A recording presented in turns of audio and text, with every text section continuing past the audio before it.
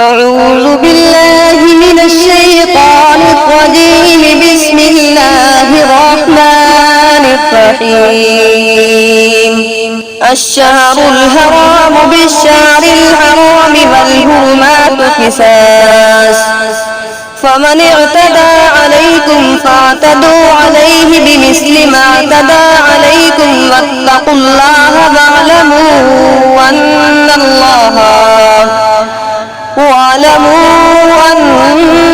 الله مع المتقين. وأنفقوا في سبيل الله ولا تلقوا بأيديكم إلى التهلكة وأحسنوا إن الله يحب المحسنين.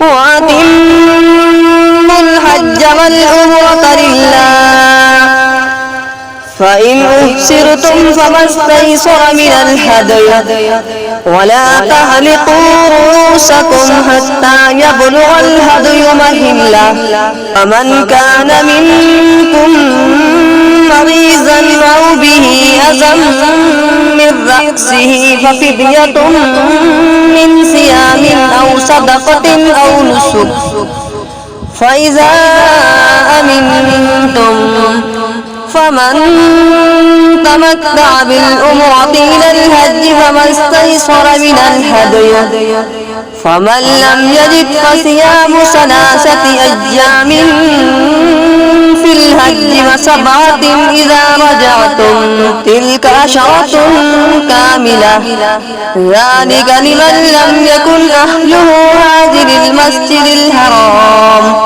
واتقوا الله واعلموا أن الله شديد العقاب. صدقت يا رب العالمين.